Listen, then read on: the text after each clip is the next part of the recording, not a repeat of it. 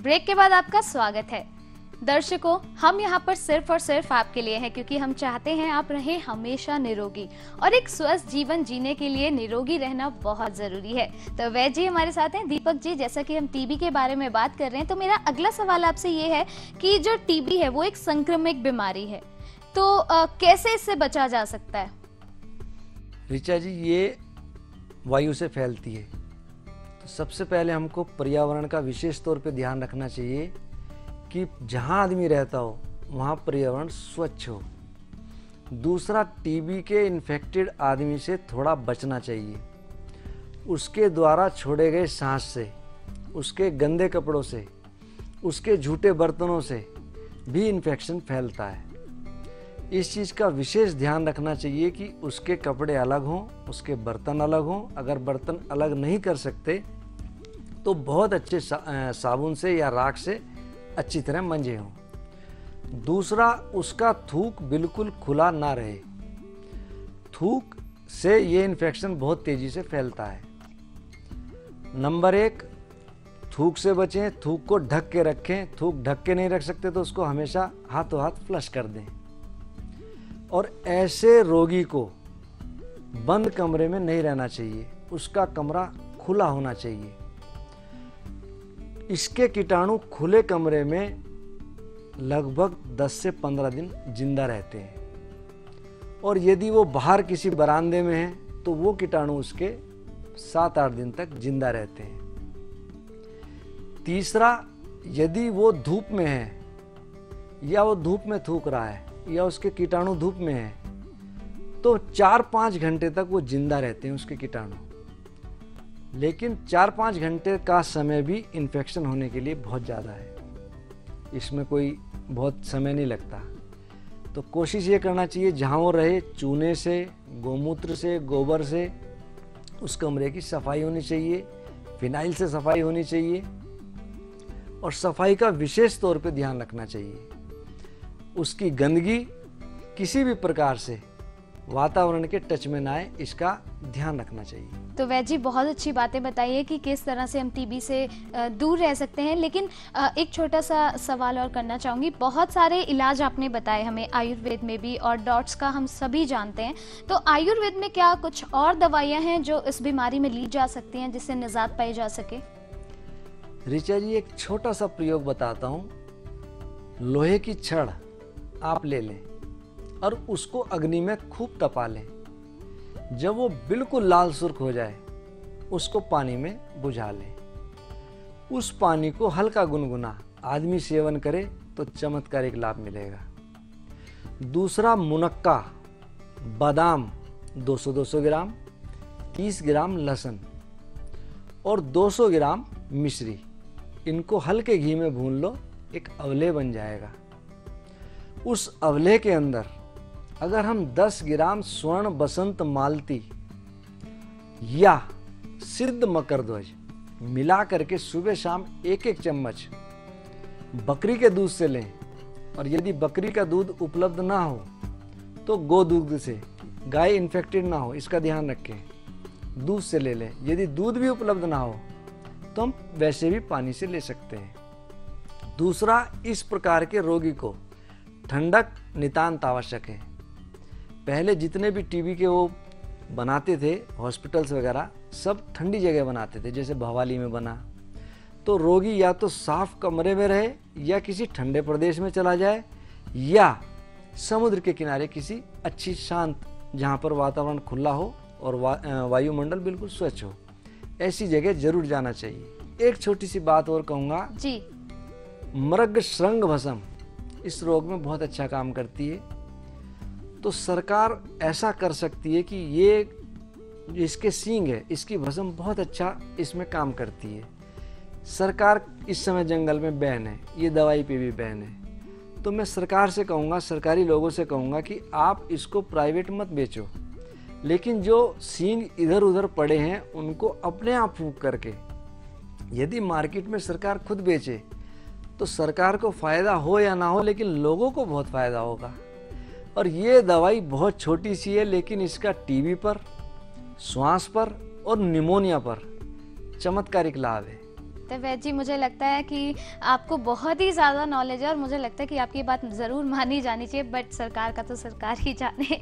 Anyways दर्शकों, अगर आपके घर में भी, आपके परिवार में भी आपके कोई मित्र या आपके कोई परिवार वाले किसी भी बीमारी से जूझ रहे हैं तो आप डायरेक्ट वैद जी से बात कर सकते हैं। स्क्रीन पर लगातार नंबर्स आपके सामने आ रहे हैं, तो कभी भी कॉल कीजिए और डायरेक्ट वैद जी से बात कीजिए। लेकिन वैद जी, समय हो गया है आपके एक पेशेंट से मिलने का, तो हमारे साथ हैं आज डॉक्टर रेनू, जिनको बेबी होने में बहुत प्रॉब्लम हो रही थी और उन्होंने आपसे ट्रीटमेंट लिया। तो आइए देखते हैं क्या ट्रीटमेंट दिया आपने उनको। मेरा नाम डॉक्टर रेनू है, मैं एलोपैथिक डॉक्टर हूँ और हम लोग यहाँ गुड़गांव में रहते हैं, निर्वाणा कंट्री में। हम लोग संतान के लिए अराउंड 6-7 साल से हम लोगों को प्रॉब्लम आ रही थी। बहुत ज़्यादा दिक्कत तो नहीं आती थी, मतलब ये होता था कि कंसेप्शन तो हो जाता था और लेकिन 2-2.5 महीने में मिसकैरेजेस हो जाते थे।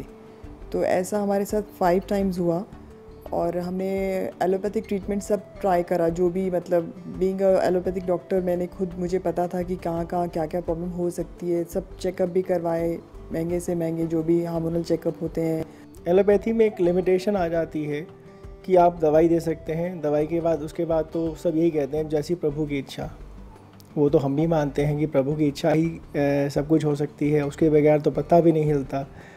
लेकिन क्या होता है कि जब घर में संतान नहीं होती तो प्रेशर होता है कि क्या हुआ, बच्चा नहीं हुआ, 6-7 साल हो गए, तो आदमी इधर उधर हाथ भी मारता है। सब घर वालों का प्रेशर भी था ऑब्वियसली कि 6 साल हो गए थे शादी को कि बच्चा नहीं हो रहा। उन्होंने बोला IVF ट्राई करो, IVF किया, फिर IUI ट्रीटमेंट होता है, वो भी करा। वो IVF तो फेल ही हो गया, बिल्कुल IVF तो नहीं हुआ। तो IUI कराया, उससे कंसेप्शन हो गया, लेकिन प्रॉब्लम फिर वही आई कि 2-2.5 महीने में फिर मिसकैरेज हो जाता था। तो फिर हम लोग जब एलोपैथी से बिल्कुल ऊब गए, फिर डॉक्टर्स ने बोला कि हमारे पास तो जो मैक्सिमम ट्रीटमेंट था हमने करा दिया। हमारे कॉन्टैक्ट में गिरिजा शंकर जी आए, पंडित जी, उन्होंने हमें काफ़ी सहानुभूति दी, उन्होंने हमारी पूजा भी कराई, उन्होंने दीपक वैद जी से मिलवाया, जो हम कह सकते हैं कि जैसे वरदान प्राप्त हुआ हमें। तब उनके पास गए तो उन्होंने मेरी को पल्स देखी, तो अब क्योंकि हम उन पंडित जी पे बहुत विश्वास था हमारा, तो हमारा वैद जी पे भी विश्वास उसी हिसाब से बना, क्योंकि उन्होंने रिकमेंड किया था। तो उन्होंने पल्स देख के सिर्फ यही बोला कि कफ वात पित्त होता है आयुर्वेदा में, तो उन्होंने बोला आपकी पित्त बढ़ी हुई है, कोई ख़ास प्रॉब्लम नहीं है, लेकिन मैं कोशिश करता हूँ आपको मेडिसिन देने की। उन्होंने हमें जो दवाई दी, उस दवाई का जो नतीजा निकला और जो उन्होंने जैसे तरीके से हमें समझाया भी, उसका नतीजा ये है कि आज मैं एक लड़के का बाप हूँ या फादर कह सकते हैं आप। भगवान का शुक्र था कि उन्होंने जो मेडिसिन दी इट वर्कड, और फिर हमने पूरा 9 महीने वो मेडिसिन खाई एंड अब हमारे एक लड़का पैदा हुआ है 5 मार्च को, and since then everything is fine. भगवान करे कि आपको और भी हमारे जैसे जितने भी लोग पीड़ित लोग हैं और आपके पास आए और हमारी तरह ही संतान लेके जाएं। बहुत बहुत धन्यवाद। ये थी डॉक्टर रेनू हमारे साथ। हमारे दर्शकों ने भी देखा किस तरह से बहुत परेशान थी। तो वैद जी, क्या प्रॉब्लम थी इनको, मतलब क्यों ऐसा हुआ इनके साथ और आपने क्या ट्रीटमेंट्स दिए इनको? ऋचा जी, इनका मिसकैरेज बार बार हो जाता था और कोई भी पैथी अपने आप में, मैं हर एक को कहता हूँ, पूर्ण नहीं है। एलोपैथिक पूर्ण नहीं है, आयुर्वेदिक भी पूर्ण नहीं है, होम्योपैथिक भी पूर्ण नहीं है। एलोपैथिक में जहाँ सर्जरी बहुत अच्छी है, क्रोनिक डिजीज़ के लिए वहाँ बहुत रिलायबल सोल्यूशन नहीं है। आयुर्वेदिक क्रोनिक डिजीज़ के लिए जहाँ कहीं कोई काम ना करता हो, वहाँ आयुर्वेदिक बहुत अच्छा काम करती है। लेकिन इतना कहूँगा कि सर्जरी में हम लोग बहुत पीछे हैं और उनको बार बार मिसकैरेज होता था। उनके एक्स कमज़ोर थे और साथ में कुछ दिक्कत ऐसी थी जो मैं यहाँ बताना नहीं चाहूँगा। तो कुछ प्रयोग ऐसे हैं जैसे ढाक मैं हर एक को बताता हूँ। ढाक का पत्ता यदि हम लें गर्भावस्था में पहले महीने में 1 पत्र, उसको काट लें, 250 ग्राम दूध और 250 ग्राम पानी और मिश्री अपने हिसाब से, और पहले महीने में रोज प्रतिदिन 1 पत्ता उसको उबालें। जब पानी की मात्रा उड़ जाए उसको छान के हम रोज सेवन करें। दूसरे महीने में 2 पत्र, तीसरे महीने में 3 पत्र, इस तरह 9वें महीने तक हमको 9 पत्ते रोज लेने हैं। और ऋचा जी, ये छोटा सा प्रयोग है। कहावत है ढाक के 3 5, चौथा लगे ना 5वें की आस। लेकिन मैं ये कहूँगा कि इस ढाक ने बहुत लोगों की कोख हरी करी है। तो देखा आपने किस तरह से एलोपैथी को भी पिछाड़ दिया आयुर्वेद ने। लेकिन वैद्य जी, मैं पूछना चाह रही हूँ कि कितना टाइम इनका ट्रीटमेंट चला और क्या क्या परेशानियां आपको देखनी पड़ी या उनको देखनी पड़ी? इनके ट्रीटमेंट में लगभग 4 महीने का समय लगा और मेरे ख्याल 4 से या 5 महीने के बाद इनको कंसीव हो गया था। इनको मैंने प्रदांतक रस, मनमथाव्र और भरत पुरनचंद, सुबह एक हमारे यहाँ प्रचलित दवाई है फल कल्याण घृत, वह घृत तभी काम करता है जब गाय का घी हो, और कोई दूसरे घी की बनी हुई हो तो वो काम नहीं करता। ये मेरी ज़िंदगी का निजी अनुभव है। तो गाय का घी हम आसपास से लेते हैं और मैंने गाय भी रख रखी है तो उसी में ही बनाता हूँ। दूसरा, हमारे यहाँ एक दवाई है रतन गर्भा। लेडीज़ की गायनिक ट्रबल, चाहे लिकोरिया हो, चाहे पीरियड डिस्टर्ब हो, चाहे हार्मोनल चेंजिंग हो, हार्मोनल डिसबैलेंस हो, या स्वेलिंग हो, और कोई इन्फेक्शन भी हो, वो भी इस दवाई से दूर होता है। तो ये दवाई मैंने इनको मुख्यतः चलाई थी। साथ में इनको और भी 2-1 प्रयोग ये ढाक वगैरह घरेलू बताए थे, उससे इनको बहुत लाभ मिला। और आपने देखा ही होगा कि अब तो ये माँ भी बन गई है। आई भी थी मेरे पास। और ये एलोपैथिक और आयुर्वेदिक में हम तुलना नहीं कर सकते।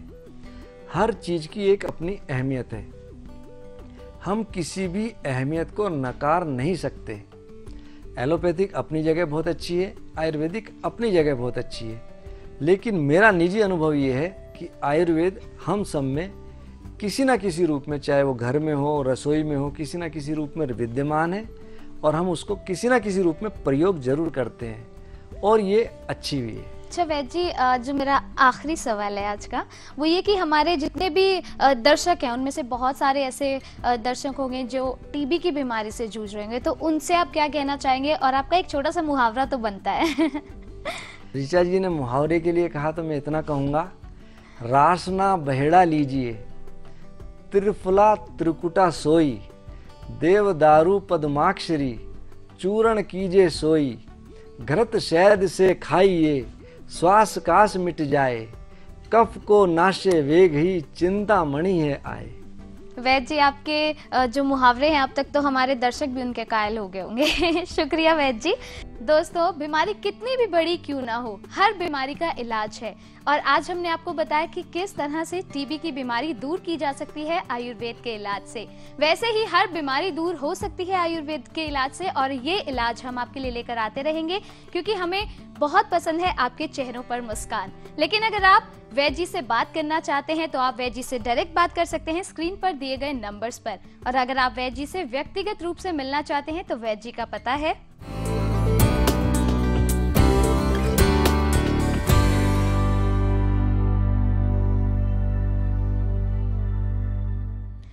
तो दर्शकों, हम आपके लिए और भी बहुत सारी जानकारियां, बहुत सारे इलाज लेकर आते रहेंगे, क्योंकि हम यही चाहते हैं कि आप हमेशा निरोगी और खुशहाल रहें। फिलहाल समय हो गया है हमारे जाने का, हमें आज्ञा दीजिए। नमस्कार। नमस्कार।